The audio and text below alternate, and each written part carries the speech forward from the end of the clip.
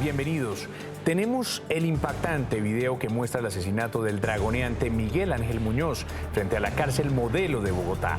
Las imágenes muestran cómo los sicarios en moto le disparan al funcionario y dejan heridos a dos más. ¿Qué dice la Fiscalía sobre este caso? Ya les contamos. Creo que lo estamos haciendo muy bien y que jamás ha aceptado cuestiones muy importantes. Arrancaron las negociaciones entre Hamás e Israel que buscan poner fin a una guerra que mañana completa 2 años. El presidente Trump celebró los avances de las reuniones que se adelantan en Egipto en medio de un total hermetismo. La expectativa es mundial. Todo listo en Israel para la conmemoración de los 2 años del atentado de Hamás, donde murieron al menos 1.500 personas. Noticias RCN habló con las víctimas de este atroz hecho. Y nosotros seguimos con la lupa puesta en el contrato que firmó el Ministerio de Defensa con una empresa estadounidense para el mantenimiento de los helicópteros Mi-17. Tenemos los documentos que revelan que horas antes de que se cerrara la negociación había una advertencia sobre los riesgos de firmar con esta compañía americana. El trato burlesco que el presidente le dio a la muerte de mi hijo. Él no tenía ningún derecho.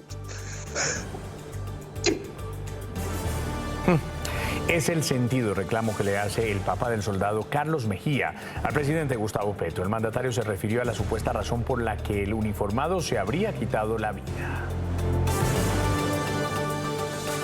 Doloroso, muy doloroso reportaje de Stephanie Bates esta noche. Se metió en el centro mismo de la práctica de abortos ilegales para contarnos lo que ocurre. Atentos en minutos. Colombia llegará invicta y primera del grupo para buscar ante Sudáfrica los cuartos de final del Mundial Sub-20. El técnico Torres pide efectividad en el ataque y solidez en la defensa para el duelo que transmitirá Fútbol RCN el miércoles a partir de las 2 de la tarde. Hoy en el termómetro político, muchos llamados de unidad, pero cada uno por su lado. ¿A los candidatos les falta estrategia o esa es su estrategia? Además, ya se planea una segunda parte de la cumbre de la oposición entre el Centro Democrático y Cambio Radical. ¿Sería ampliada? ¿Llegarán Uribe y Vargas? Respuestas y datos al final de la emisión. Se conocieron nuevas imágenes del gran espectáculo de Karol G en París, en el Crazy Horse. 8 presentaciones exclusivas que quedaron para la historia. Los detalles en entretenimiento, RCN.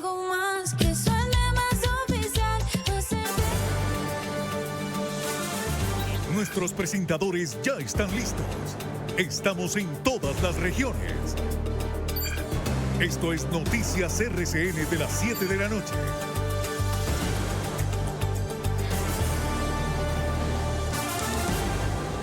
Siete y 3, nosotros saludamos a nuestros oyentes en la FM y claro, a todos ustedes aquí en Noticias RCN. Pues conocimos el impresionante video que revela el minuto a minuto de los sicarios que atentaron contra miembros de la Guardia del IMPEC a las afueras de la cárcel Modelo de Bogotá el viernes pasado. En el atentado murió el dragoneante Miguel Ángel Muñoz y 2 más resultaron heridos. Este es el momento exacto en que 2 hombres en una motocicleta disparan en repetidas ocasiones contra miembros del IMPEC que realizaban el cambio de turno hacia las 6:30 de la mañana en inmediaciones de la cárcel Modelo el pasado viernes 3 de octubre. El video, conocido en exclusiva por Noticias RCN, está en poder de las autoridades que buscan identificar quiénes son los sujetos en dicha motocicleta que de manera frívola disparan contra las personas que tomaban tinto en la fría madrugada de Bogotá. Ponga mucha atención en la secuencia que empieza a las 6:25 de la mañana. Hay 4 hombres en la mirada de la cámara, 3 con chaqueta negra y 1 con uniforme azul camuflado característico de los dragoneantes del IMPEC. 2 están tomando tinto en el puesto ambulante y los otros 2, en especial el dragoneante Miguel Muñoz Llano, de 26 años, se encuentra con chaqueta negra. Mírelo fijamente en este círculo rojo que es el más próximo a la avenida y al puesto de tintos.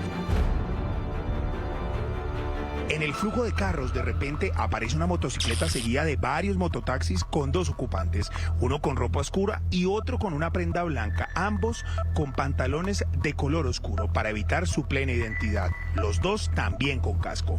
La moto se acerca y baja su velocidad. De inmediato el parrillero acciona su arma contra el primer hombre del IMPEC, que es el de la chaqueta negra, el más próximo, quien cae insofacto tras los múltiples impactos de bala. De repente los otros 3 hombres del IMPEC salen atemorizados por salvar su vida. Cae el segundo hombre, el de uniforme camuflado azul. Usted lo recuerda, que estaba hablando tranquilamente hace contados segundos, mientras los otros 2 atemorizados se resguardan de las ráfagas del disparo en una camioneta. La motocicleta y el sicario no dejan de disparar en ninguno de los 6 segundos que demora la acción y posteriormente salen a toda velocidad por el sector de Salitre a buscar escondite.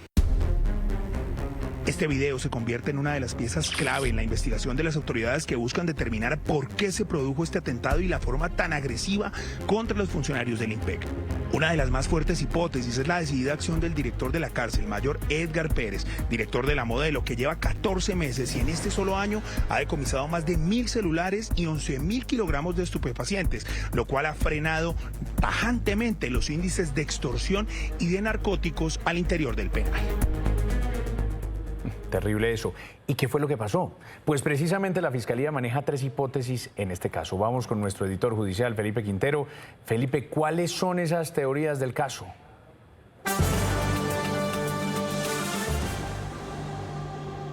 Hola José Manuel, muy buenas noches. Pues las 3 hipótesis se plantean en temas administrativos debido a la acción decidida del nuevo director de la cárcel Modelo, el mayor Edgar Pérez, quien en solo lo corrido del año ha decomisado 1.000 celulares, los cuales eran objeto de extorsión. La segunda va por el camino de posibles retaliaciones al interior de la cárcel Modelo entre distintas bandas criminales. Y la tercera tiene un factor externo. Al parecer, no se descarta un grupo organizado ilegal. Estamos hablando de la Inmaculada en el Valle del Cauca. Estamos trabajando 3 hipótesis.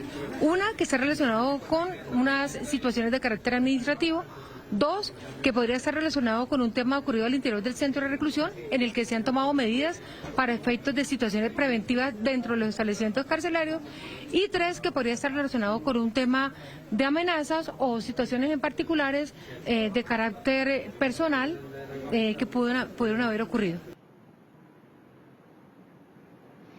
La Fiscalía desplegó un grupo especializado para analizar este tipo de amenazas contra los dragoniantes y todos los miembros del IMPEC. En lo corrido del año se han documentado al menos 80 amenazas que en este momento tienen una noticia criminal abierta en la Fiscalía y son objeto de investigación. Esta es toda la información desde el búnker de la Fiscalía. Soy Felipe Quintero, regreso con usted a los estudios. José Manuel, feliz noche. Ojalá al menos en esto, Felipe, se mueva un poco más rápido la Fiscalía 7 y 7. La noticia internacional del momento tiene que ver con las negociaciones que se adelantan en Egipto entre representantes del gobierno de Israel y el grupo terrorista Hamas para poner fin a 2 años de guerra en Gaza. El presidente de Estados Unidos, Donald Trump, destacó avances positivos en este primer encuentro. Las conversaciones indirectas entre negociadores israelíes y palestinos comenzaron hoy por la noche en Egipto. Sí, se están llevando a cabo conversaciones técnicas en este momento en Egipto entre el enviado especial Witkoff y Jared Kushner, así como sus respectivos representantes de todas las partes. Buscan concretar el acuerdo basado en el plan de alto el fuego para Gaza, que propuso el presidente de Estados Unidos, Donald Trump, y que es avalado por el primer ministro de Israel, Benjamín Netanyahu. Creo que lo estamos haciendo muy bien y que Hamas ha aceptado cuestiones muy importantes. Como primera fase del plan, se exige que Hamas libere a todos los rehenes mientras Israel libera a los prisioneros palestinos y retira sus fuerzas dentro de Gaza hacia la línea acordada. El presidente quiere un alto al fuego, quiere ver la liberación de los rehenes y los equipos técnicos están discutiendo eso en este momento para garantizar que el entorno sea adecuado para liberar a esos rehenes. Entre los puntos complicados está la desmilitarización de Hamas, la transferencia de la administración de Gaza y la formación de una fuerza internacional para mantener la estabilidad. Se espera que las conversaciones duren unos días, en presencia de mediadores de Estados Unidos, Qatar, Egipto y Turquía. Y en medio de esta expectativa por la paz, Noticias RCN está en Tel Aviv. Mañana se cumplen 2 años de la masacre de Hamas en territorio israelí, que dejó más de 1.200 muertos. Nuestro enviado especial, Juan Camilo Blanco, con la información. Adelante, Juan Camilo. Hola, ¿qué tal? Muy buenas noches para usted y para todos los televidentes. Ya es 7 de octubre aquí en Tel Aviv y para hoy se espera una serie de actos conmemorativos de lo que fueron esos ataques hace 2 años. Recordemos que al menos 1.500 personas han perdido la vida, muchas de ellas lo hicieron posterior a este acto terrorista en medio de su recuperación. Noticias RCN visitó diferentes lugares, conocimos testimonios de las víctimas que sufrieron ese día. Noticias RCN recorre 2 años después las calles de Nir Oz que parecen detenidas en el tiempo. A tan solo 5 minutos de la franja de Gaza, aquí en uno de los kibbutz que fue atacado el 7 de octubre del 2023. Caminamos junto a Paulo Roitman, su madre, Ofelia. Estuvo más de 50 días secuestrada en Gaza antes de ser liberada. Se la llevan en un tractor que habían robado de acá del kibutz. Ella la pasa sola, encerrada dentro de un cuarto a oscuras. El contraste llega a pocos kilómetros. En Ein HaShlosha, algunos de sus habitantes ya han vuelto. Una de ellas es Esther Mikanovich, que perdió a su hermana aquel 7 de octubre. Hacía 1 año que falleció el marido y 1 año y medio después la mataron a ella. La quemaron viva adentro de la casa. En el desierto de Reín, la tragedia se vivió de otra manera. Pasó de la alegría de la música al silencio de la muerte. Este es el punto exacto donde se desarrollaba el festival Supernova. Aquí fallecieron 365 de sus asistentes por cuenta del grupo terrorista de Hamas. Hoy quedan estas fotos de cada uno de ellos donde se busca mantener viva su memoria. Uno de ellos es Keset, de 21 años. Murió mientras trataba de escapar. Su madre, Natalia Casarotti, aún recuerda ese día. Fueron parados por un grupo de terroristas que se acercó al coche. Les preguntó si tienen arma con ellos y cuando ellos contestaron que no, les tiraron con la ametralladora a Keshet en el corazón y en la cabeza. Aquí la guerra sigue presente. Mientras caminábamos por estos lugares no solo se recordaba el atroz hecho terrorista, también se escuchan las explosiones de la ofensiva israelí. Desde este día de octubre él estuvo con amigos.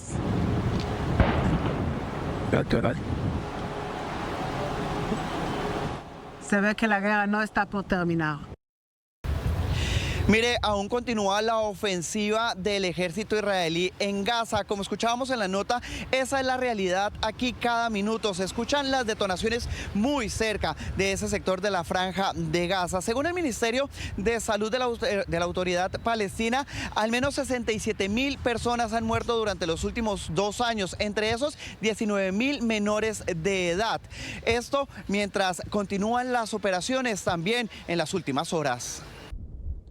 A pocas horas de cumplirse 2 años de la masacre del 7 de octubre y en medio de las negociaciones por la paz de Gaza, la ofensiva israelí continúa. Esperamos una tregua, tememos que las negociaciones fracasen. Durante las últimas 24 horas, al menos 21 personas perdieron la vida y 96 resultaron heridas, en medio de ataques israelíes, según informó el Ministerio de Salud controlado por Hamas. Por su parte, las fuerzas de defensa israelí indicaron que en la ciudad de Gaza neutralizaron grupos armados y desmantelaron infraestructura que pretendía ser utilizada por el grupo armado, entre ellos explosivos, radios, cartuchos y armas de fuego. Estamos en un estado de preparación constante, listos en todos los frentes para defender y alcanzar cuando sea necesario. Los gazatíes solo piden paz en estos 2 años de intensas hostilidades que han dejado un profundo impacto en Gaza y en su población, con miles de civiles muertos, heridos, desaparecidos y, según la ONU, más de 1 millón de desplazados.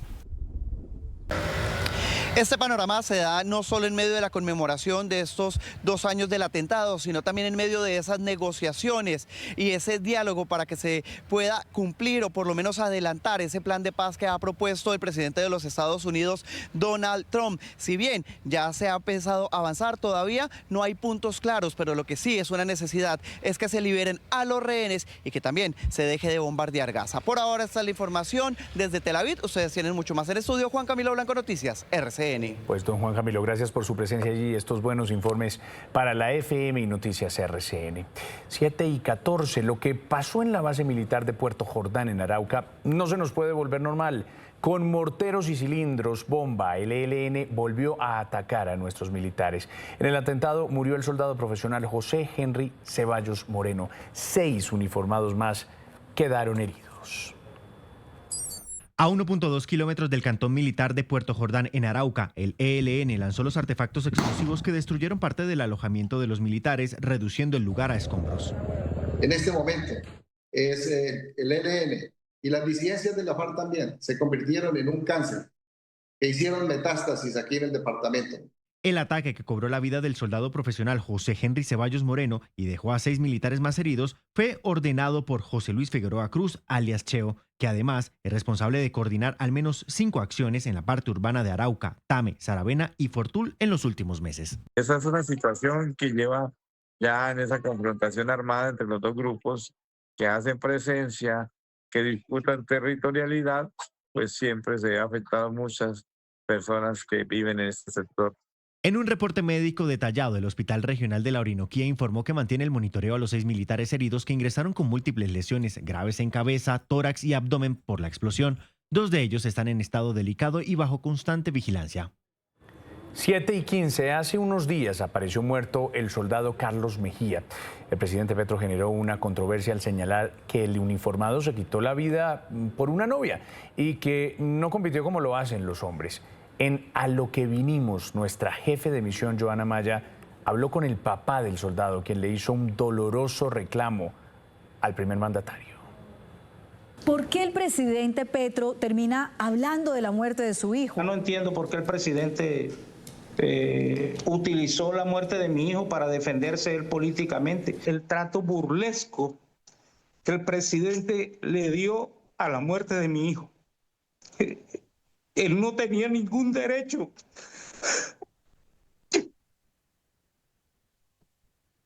Él no le asistía ningún derecho de violentar nuestra intimidad. Y en efecto, no tiene ningún derecho. No dejaremos de investigar el contrato que firmó el Ministerio de Defensa para el mantenimiento de los helicópteros Mi-17. Ojo con esto, revelamos la advertencia que había hecho el Ejército sobre las pocas capacidades que tenía la empresa contratada para cumplir con las aeronaves. A pesar de esto, se suscribió el contrato y se le giraron 16 millones de dólares.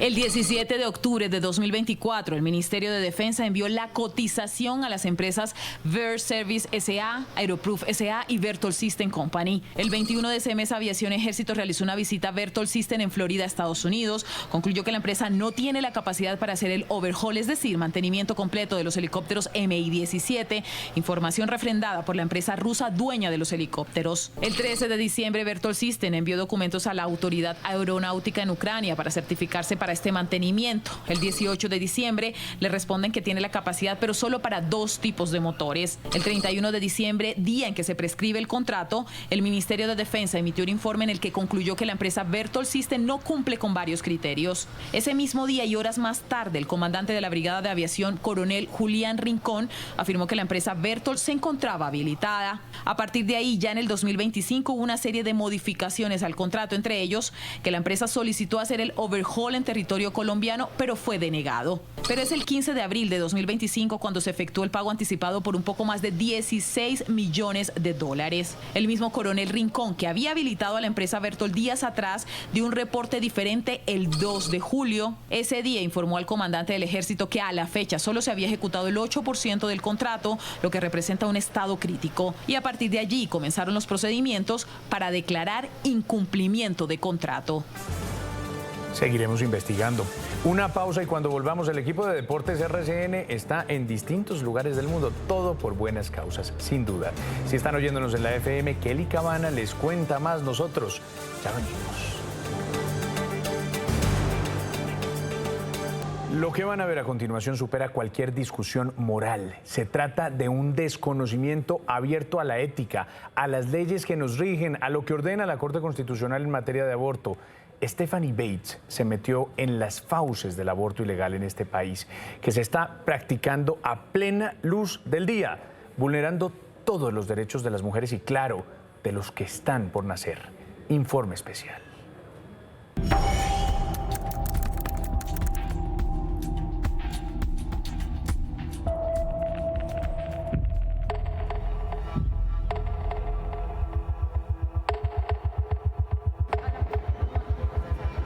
En Colombia se estima que cada año se practican cerca de 400.000 abortos, pero menos del 10% se realizan dentro del sistema de salud. Solo en el 2024, más de 56.000 mujeres accedieron a interrupciones legales. Sin embargo, detrás de estas cifras existe una realidad silenciada, los abortos que suceden fuera de la ley, fuera del sistema y muchas veces fuera de toda ética médica. Barato, porque esto ya es un asesinato. Está matando a alguien por tan poquita plata.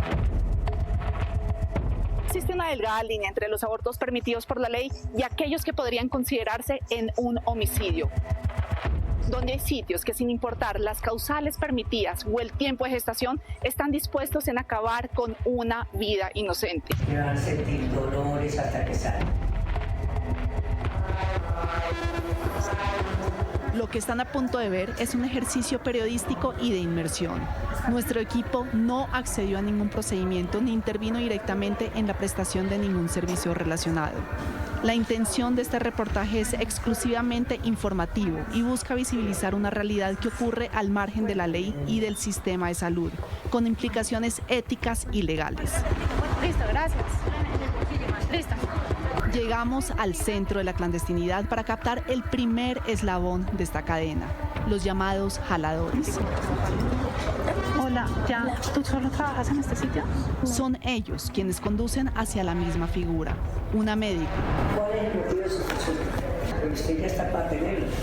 Tiene 5 meses. No, ¿cuál 5 meses? Ya tiene 5 meses. Una mujer señalada de orquestar este tipo de abortos, una red donde el parto es inducido. ¿Ya tiene hijos? No. Usted ya está para tenerlos. Ay, Dios mío, no, así no quiero responder que a mi amor ya le tocó porque esto está muy grande. ¿Esa es la ecografía? Esa es la cabeza, mamita, solo la cabeza del bebé. Mire, mi amor. Yo le haría eso. Barato, porque esto ya es un asesinato.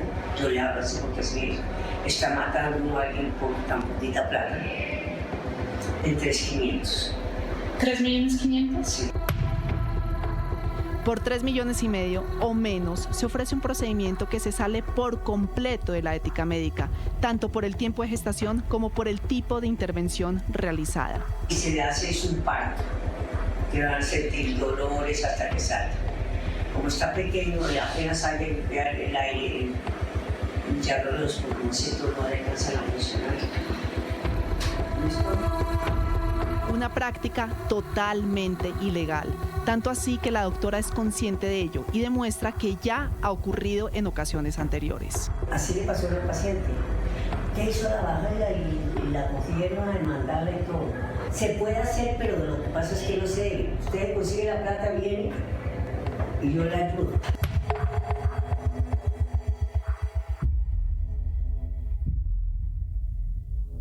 De aquí salimos a otro consultorio para averiguar quién más se sumaba a esta práctica y nuevamente la respuesta fue la misma.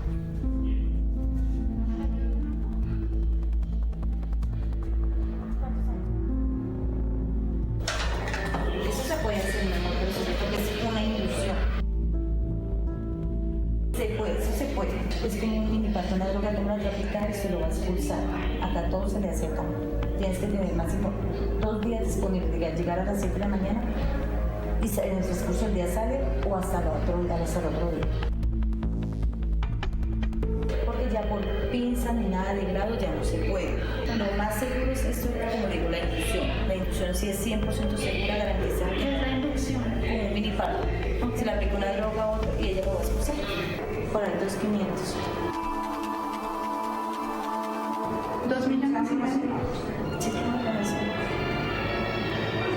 2,5 millones. Esto no queda nada en la historia escrita. Nada. Solamente lo sabe usted y la doctora. Eso es un delito, mami. Nadie tiene que saber eso porque después le sacan esto en caro o alguna familiar o algo. Mire, solamente su problema es porque se sabe que eso es muy delicado y eso no se tiene cárcel, eso lo meten a uno un crimen. ¿En serio? Claro, mami, si se dan cuenta, sí, que nadie sepa, solamente usted y eso, no importa que ya sale bien, usted va a estar ahí en donde ya va a estar, usted va a estar todo. Aquí nos damos cuenta de que aunque los establecimientos son distintos, todos conducen a una misma persona, la llamada doctora. Sin importar el punto, todos los involucrados saben quién está detrás de este negocio. Es una sola doctora que hace eso, ¿sí? Es una sola doctora, pero igual lo tiene que hacer acá, que nos da la misma. Ir al consultorio de ella, pero ella está haciendo descuentos. ¿No conoces otros sitios acá? Sí, aquí a la vuelta, pero es la misma doctora.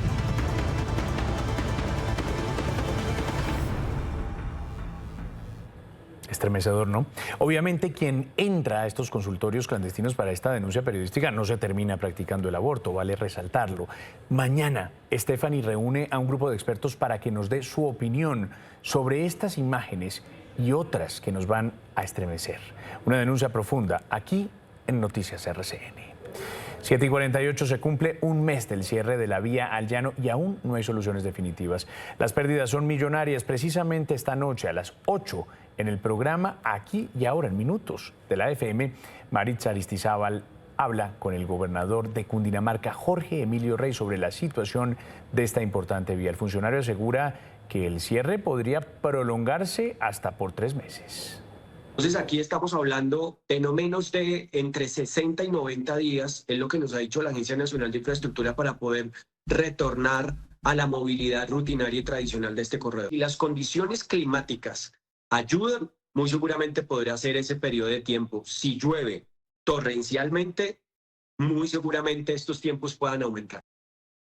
Atún Bari, con lomos grandes y deliciosos, en aceite de girasol o en agua. Te alimenta bien porque es alto en proteína. Ve a la fija con Atún Bari.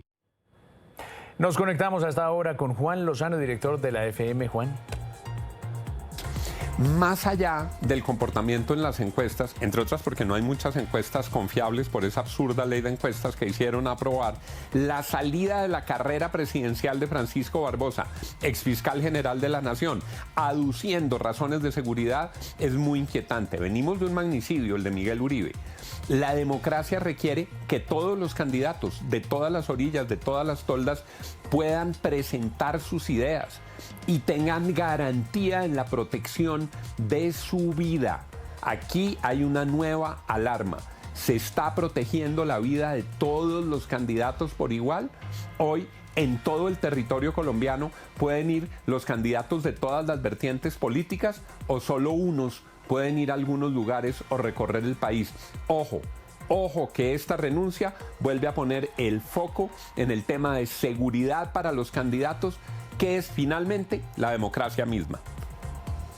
Café tostado Premium Exportación, hecho exclusivamente con los mejores granos colombianos. Calidad super premium tipo exportación. Café tostado, así sabe un gran café. Muy bien, en el Valle del Cauca, la Universidad Autónoma de Occidente le apuesta a una educación que impulse la sostenibilidad. Para transformar con conocimiento, la Universidad Autónoma de Occidente, UAO, emprendió hace 1 año y medio la transformación de sus modelos pedagógicos. Ahora pasamos a hacer un modelo pedagógico centrado en el estudiante y en el aprendizaje que le va a servir al estudiante y a las personas que entran a la UAO. Con formación flexible y multimodal, se ajusta a las necesidades de cada estudiante. ¿Por qué? Porque el estudiante no solamente va a aprender a interactuar, sino también va a investigar en su región, en su ciudad. La UAO, líder en sostenibilidad, es un laboratorio vivo donde la naturaleza es motor. Generan su propia energía, protegen el agua y reciclan. Somos certificados como la universidad que tiene carbono neutro. Green Metri, somos la segunda universidad en el país que tiene esta certificación. Los proyectos académicos, investigativos y de creación de la UAO son el reflejo de una comunidad que entiende la educación como un proceso vivo y con sentido humano.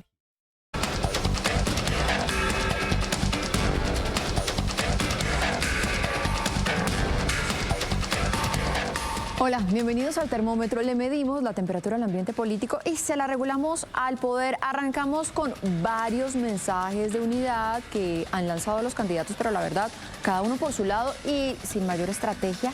El más reciente es esta carta de los candidatos que conforman la Fuerza de las Regiones, que confirman, como se los contamos, que el 30 de noviembre mediante una encuesta ellos elegirán un solo candidato y que con ese aspiran a participar en la consulta de marzo.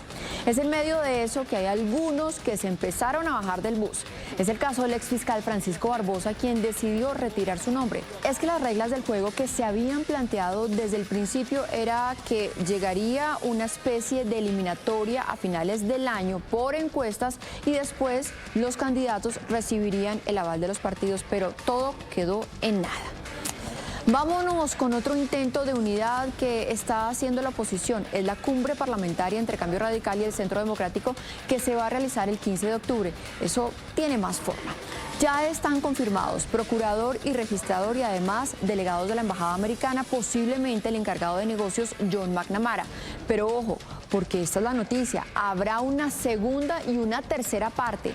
Ya se está planeando otra cumbre para noviembre, donde no solo participarán las bancadas de estos dos partidos de oposición, sino también congresistas que de alguna forma han ejercido la oposición desde sus partidos. Por ejemplo, el expresidente del Congreso, Efraín Cepeda, la presidenta del Partido Conservador, Nadia Ablel, J.P. Hernández del Partido Verde y Mauricio Gómez del Partido Liberal.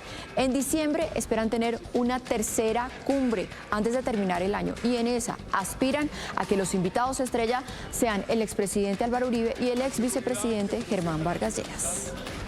Cuando baje la temperatura, acá estaremos con el termómetro político. Feliz noche.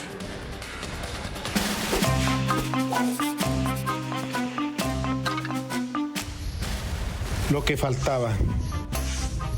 Ahora también los guardianes del IMPEC son blancos de atentados, amenazas e intimidaciones por parte de los criminales. Como si el problema de las cárceles de este país ya no fuera suficientemente grave.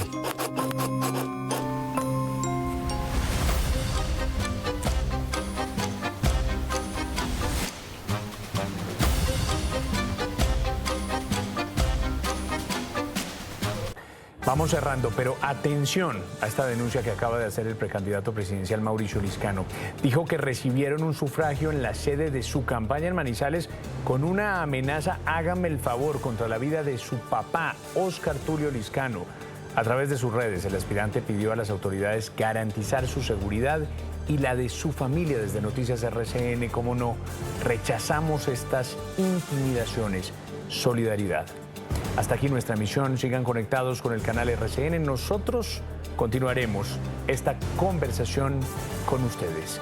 Sigan también con más en noticiasrcn.com y en nuestra app de Noticias RCN. Gracias a todos.